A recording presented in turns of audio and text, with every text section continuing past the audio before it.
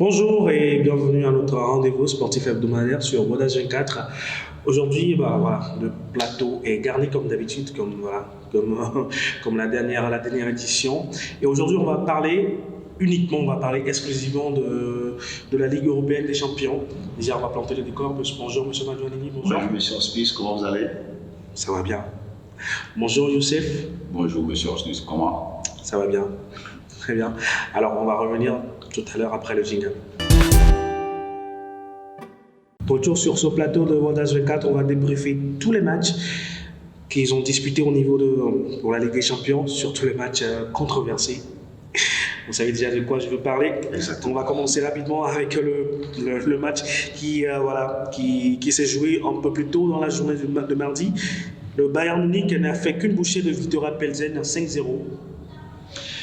Ce match, ça a été un match catégoriquement maîtrisé de la part des Bavarois en mettant 5 buts à 0 face à leur adversaire Viktoria Plzen avec un grand Leroy Sané, le doublé et l'exploit individuel du Sénégalais Sadio Mané.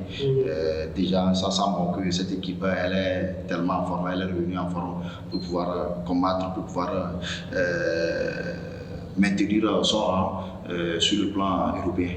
On peut déjà dire que c'est un favori très très sérieux pour le titre.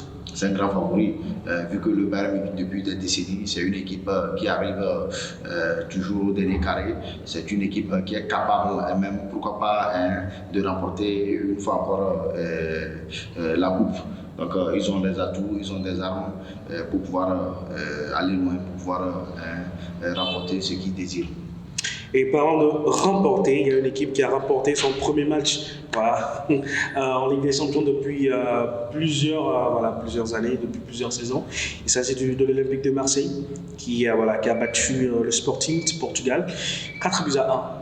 Oui, l'Olympique Marseille nous a encore une fois régalé sur le match. Igor Tudor, l'entraîneur marseillais, qui au début de cette compétition tâtonnait sur des choix. L'autre fois, ça a payé. Pour moi, Igor Tudor, j'espère que ce sera bien dans l'avenir. Il va continuer. Les victoires vont. J'espère que les victoires vont pleuvoir. Des bonnes continuations pour lui. Igor Tudor, j'espère qu'il a bien trouvé ses plans. Par rapport, il a décidé des temps forts. Il a mis Payet sur le banc. Il a encore animé Jonathan Klaus de l'autre côté, constituant un pion droit. Au milieu, Matteo Guendouzi qui anime cet effectif marseillaise. Et avec cette victoire, on peut dire que Marseille est lancé pour la course au huitième de finale. Est-ce qu'il peut y croire? Si, croire. J'aimerais dire croire, mais en voyant dans le groupe très serré, moi je vois les hommes de Igor Tudor incertains pour la qualification. Donc ça se joue entre Francfort et Tottenham. Bien sûr. Parfait. Alors, une équipe qui est en train d'étonner plus d'un depuis le début de la saison, la bande à Zambo Anguissa. Napoli qui allait battre 6 buts à 1 l'Ajax devant son public avec encore un Zambo Anguissa très très intéressant. Voilà. Cette équipe de Napoli, c'est une équipe qui impressionne énormément depuis le début de saison. En championnat comme en Ligue des Champions, elle fait toujours le carton-plein.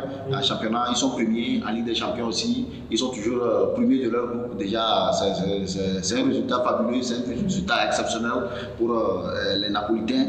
Avec un grand Di Lorenzo et Raspadori. On a vu le match avant-hier.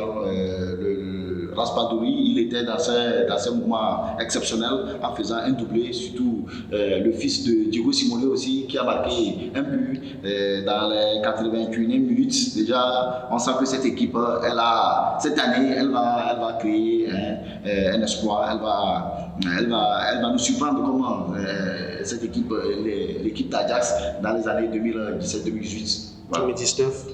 2019 plutôt, 2019. Et parlant de cette équipe, jusqu'où peut s'arrêter cette équipe? On peut les voir jusqu'en demi-finale? Minimum quart de finale? Avec cette allure, déjà c'est une équipe qui gagne avec une maîtrise du jeu. C'est une équipe qui arrive à dominer la possession de balle. L'autre fois, on voit une possession de balle de 53 contre 47. Déjà, on sait que cette équipe, elle a, c'est-à-dire le potentiel, elle a la capacité, la lucidité devant son adversaire. Donc, c'est pas une équipe qui gagne par chance. Non, non, c'était une équipe qui gagnait par chance. On peut dire que non, elle va se limiter. Mais si cette équipe, elle arrivait à maintenir le cap, elle arrivait à maintenir son niveau de jeu, j'espère très bien, pourquoi pas ne pas le retrouver au dernier carré de la Ligue des Champions. En parlant de chance, je ne sais même pas quelle équipe gagne par chance dans le football. On va continuer avec le match entre Liverpool et les Glasgow Rangers. Liverpool a battu logiquement les Rangers. Un match complètement abouti, large et logique. Domination des hommes de Jürgen Klopp. À l'image de ce match, il a pu montrer qu'il est capable de retourner encore des situations. Un match tactiquement et physiquement contrôlé, j'allais dire, parce qu'il a trouvé ses repères. Alexander Arnold nous a une fois encore régalé avec ce but fabuleux, avec un coup franc très très bien mesuré. Donc j'espère que les hommes de Jürgen Klopp effectueront une relance très très très bonne. Parlant de relance, est-ce que cette équipe peut tenir devant des cadors? Déjà, ils ont été battus 4-1 face à Naples. Voilà, on a parlé de Naples tout à l'heure, mais voilà, si cette équipe arrive à sortir de ce groupe, est-ce qu'ils peuvent faire bonne impression au quart de finale, huitième de finale, demi-finale, voire finale? Bien sûr, pour moi, cette équipe a des atouts à faire valoir sur toute l'étendue de l'Europe. On a vu au début de saison, dans cet effectif, accumuler des blessures à l'image de Thiago Alcantara, qui est l'un des pions centrales de l'animation offensive de cette équipe. Il était blessé de l'autre côté. Bien sûr, dans la charnière centrale, on a pu voir que le géant néerlandais, Virgil van Dijk, il s'est blessé. Fabinho, au début de saison, ça ne marchait pas. Et il faut souligner aussi, maintenant que nous voyons un Mohamed Salah qui est au top niveau de son jeu. Inter 1, Barcelone 0. Ce match du FC Barcelone, l'Inter qui accueillait le FC Barcelone sur ses propres installations. On a vu une équipe de l'Inter Milan dominée catégoriquement par cette équipe du FC Barcelone, mais le résultat n'a pas été au rendez-vous pour les hommes de Xavi. Ils ont dominé, ils ont maîtrisé le match, mais vous savez, dans un match de football, c'est le but qui compte. Normalement, cette équipe du FC Barcelone devrait remporter ce match, mais ça a tourné à l'envers. Le but de Hakan Çalhanoğlu à la 45e minute, avant la pause, qui a permis aux gens de l'Inter Milan de remporter ce match facilement comme cela. Et ils sont partis. Mais il faut me laisser finir. Très mauvais résultat pour le Barça mardi soir après avoir perdu contre le Bayern de Munich lors du deuxième journée contre l'Inter. Les hommes de Xavi se sont inclinés encore une fois. En toute fin de partie, il y a en fait un fait qui a été un peu polémique. C'est pour ça que je vous ai pris la parole, parce qu'il faut qu'on revienne sur ces faits du jeu. On est d'accord? Oui. Une main de Dumfries dans sa surface, mais l'arbitre estime qu'il n'y a pas trop de faute et laisse passer l'action. En tout cas, du point de vue personnel, moi je ne voyais pas une erreur manifeste de la part de l'arbitre. Le club Brugge a battu l'Atlético. Je ne veux pas m'énerver sur ce plateau. Okay? Donc, le club Brugge a battu l'Atlético Madrid 2-0 avec un excellent Utgla, ancien joueur barcelonais. Oui, cette équipe du club Brugge nous a surpris, mais finalement elle a pu battre les hommes de Simone, surtout avec une possession de balle très très élevée, 63 plutôt, contre 47. Déjà c'est un peu aberrant pour les hommes de Simone qui ne montrent pas un bon visage en ce début de saison.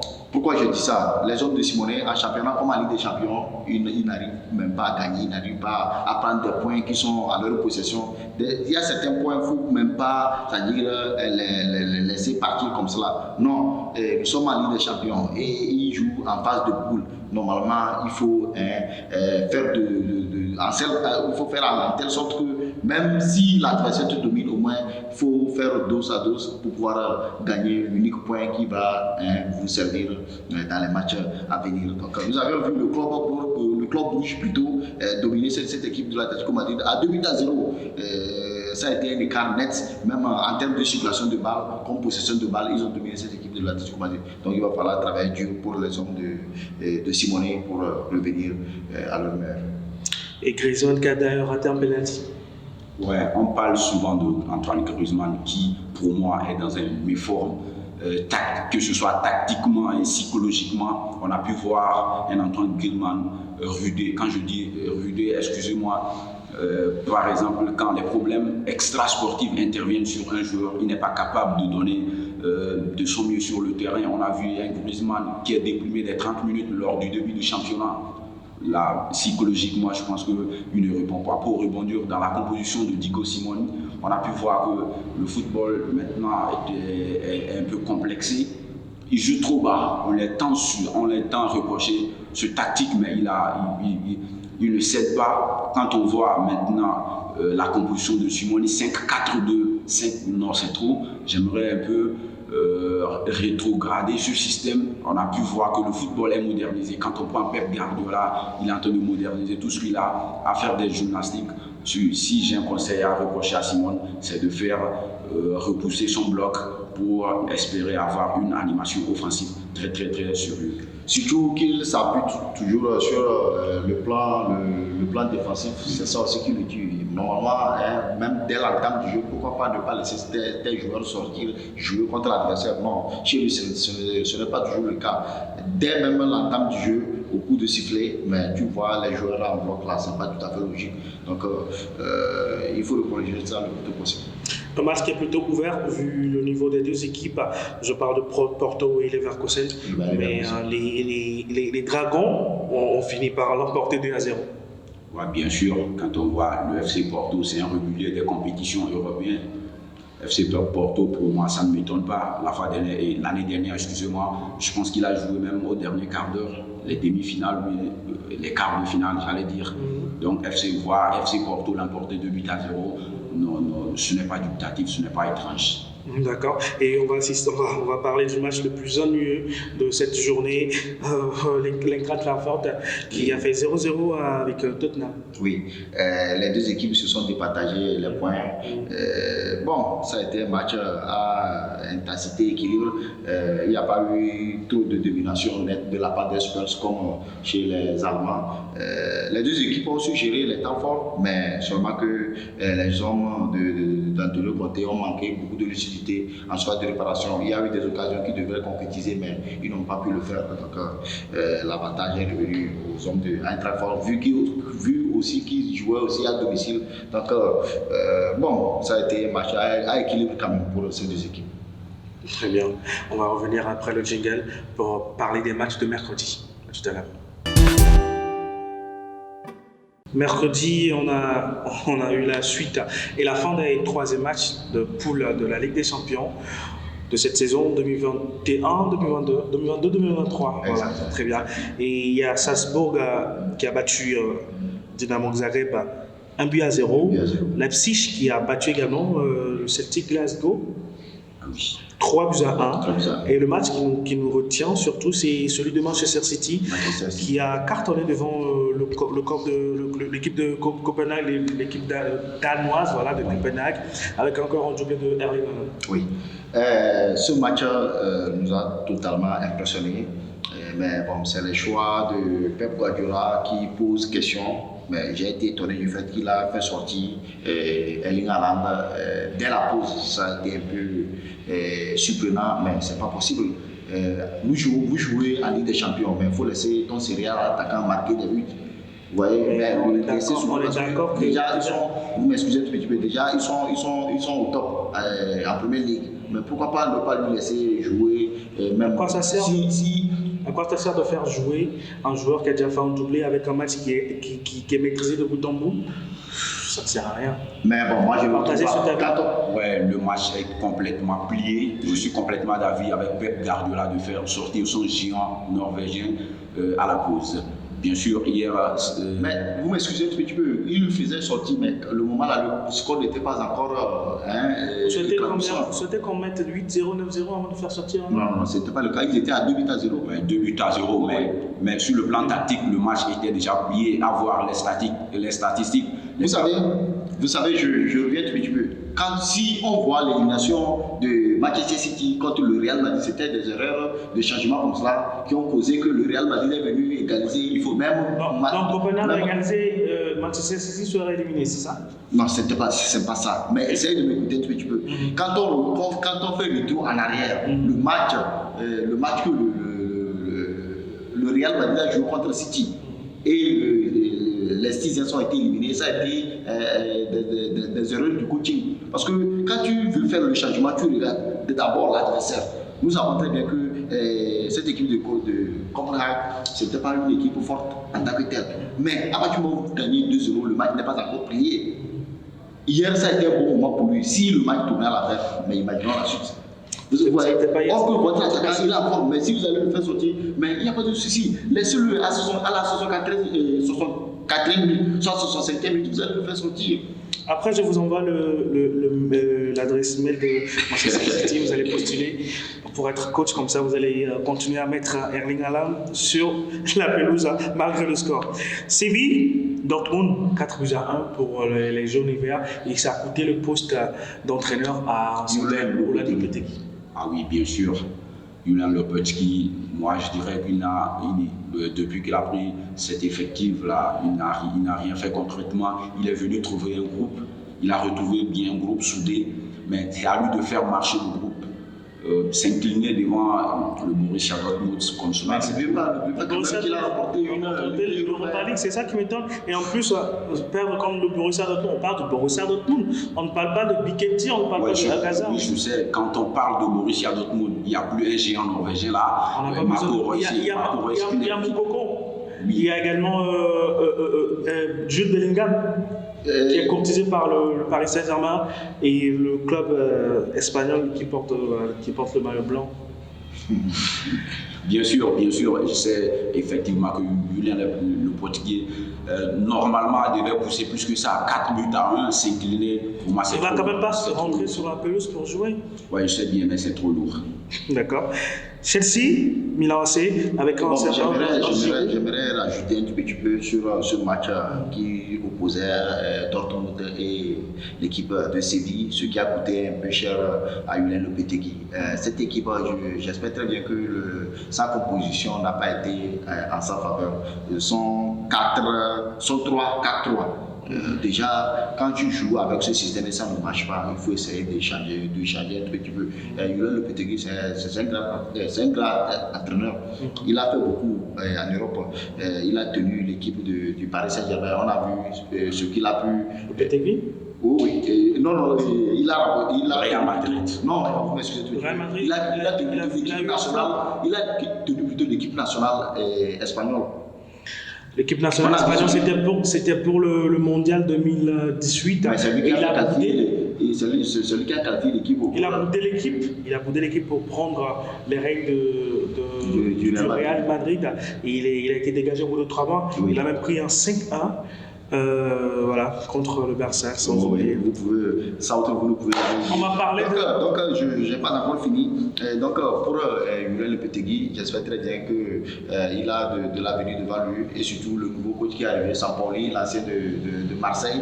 J'espère très bien qu'il connaît déjà le terrain, vu qu'il avait déjà été à la tête de cette équipe. Donc, il va maîtriser très bien le boulot. Le retour d'Olivier Giroud au Stamford Bridge. Il a pris 3-0. Milan, 0. Chelsea, 3. Ouais, Chelsea, après plusieurs tâtonnements en première ligue, a su régler les comptes, compter sur leur latéral fétiche. Je ne sais pas James quoi, excusez-moi. Reece James, qui était partout hier. Franchement, il faut jeter les fleurs au nouveau entraîneur qui vient, pour moi, de trouver les repères pour les Blues. Bon, à mon avis, ça a été un bon résultat pour les Blues, qui ont pu maîtriser ce match face aux Milanais. Déjà 3 buts à 0 à domicile, ça a été exceptionnel pour Potter, qui vient tout juste d'arriver. Son premier match, il a fait match nul. Il a pu mettre un point au compteur, et cette fois-ci, il a gagné les 3 points. Déjà, c'est magnifique pour lui, et je lui souhaite le meilleur. Mais cette équipe milanaise aussi, elle a montré beaucoup de fébrilité, et beaucoup de faiblesse, surtout en défense. La défense qui n'a pas marché, même le milieu du terrain, on n'a pas vu comment appelle-t-on, le Portugais. Leao, un grand Leao, la combinaison qui existait entre Leao, Hernandez, Giroud, mais je n'ai pas vu ça. Mais excusez-moi, je ne comprends pas les choix du nouveau entraîneur de Chelsea. On a Mendy qui est sur le banc. Vous pouvez m'en dire quelque chose? C'est pas peut-être trop sur lui. Mendy, le gardien. Mendy, il joue en championnat, n'est-ce pas? Oui, il joue en championnat, mais du point de vue personnel, moi je vois peut-être qu'il. C'est un peu comme l'Inter Milan. Andanovic, il joue en championnat et Onana, il fait la Ligue des Champions. Non, au début de saison, et avec Tuchel l'année dernière, non, c'est pas ça. Il était titulaire indiscutable, que ce soit en championnat ou en Champions League, mais je ne comprends pas. Oui, mais je vais vous envoyer le numéro si vous allez faire le vous allez constater que le gardien sénégalais n'est pas en forme en tant que tel. Même quand il est parti en sélection, il n'a pas été titulaire. Donc, vu qu'il est revenu, il faut un temps d'adaptation. Notamment, on n'a plus vu un Kalidou Koulibaly, je ne sais pas pourquoi. Wesley Fofana est arrivé, prend les commandes et puis il plonge même un but. Kalidou Koulibaly, il risque de se perdre dans les radars. Je sais pas. Hier également, on a vu un grand. Ça, c'est son problème. Il refuse de venir au Barça, c'est son problème. On va parler d'une équipe qui retrouve la victoire finalement en Ligue des Champions. C'est la Juventus. La Juventus de Turin, la vieille dame. Voilà, qui bat finalement le Maccabi Haïfa, le club israélien, 3 buts à 1. Voilà, cette équipe de la Juventus de Turin a retrouvé du flux, a retrouvé son meilleur niveau en compétition européenne. Vu qu'elle était totalement en difficulté en championnat comme en Ligue des Champions, ça ne marchait pas dans les matchs passés, mais cette fois-ci, elle a pu maîtriser complètement le match en gagnant son adversaire à 3 buts à 1. Déjà, c'est un bon résultat pour les hommes d'Allegri. Et j'espère très bien qu'ils vont faire de leur mieux pour pouvoir sortir de cette poule fermée. Angel Di Maria, l'international argentin, deuxième meilleur passeur de la Ligue des Champions devant Lionel Messi. Merci pour cette information. En parlant de Lionel Messi, il a mis un but somptueux face à Benfica, mais ça n'a pas suffi au club parisien de gagner. Malgré le coup de génie de cet Argentin, Lionel Messi, les joueurs parisiens n'ont pas pu prendre les commandes de ce groupe. Ils se sont partagés les points malgré les coups et, comment l'appelle-t-on, l'immense travail de Gianluigi Donnarumma. Les Parisiens se sont laissés filer les points. Ils se sont partagés les points. C'est le moment de faire des éloges. C'est le moment des éloges de Real Madrid de Shakhtar Donetsk 1. Voilà. Ça a été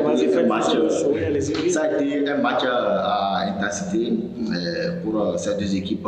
Le Shakhtar, nous savons très bien que c'est l'adversaire qui gêne toujours le Real Madrid à chaque compétition européenne. C'est une équipe qui a toujours la motivation, c'est une équipe qui joue très bien. Donc hier, elle a montré ça face au Real Madrid, mais vu que le Real Madrid a su maîtriser le match dès l'entame, donc c'est ça aussi qui a tourné à l'avantage des Madrilènes et surtout les choix exceptionnels de Carlos Ancelotti. Oui. Je vous laisse mettre votre mot par rapport à ce match. Malgré l'absence de son géant belge Thibaut Courtois, les hommes de Carlo Ancelotti, le technicien italien, se sont montrés encore une fois favoris dans cette compétition, la Champions League, grâce à ces deux Brésiliens, à savoir Rodrigo et Vinicius Junior. profite pour mettre, mettre un dernier mot rapidement. Un dernier mot, malgré le coup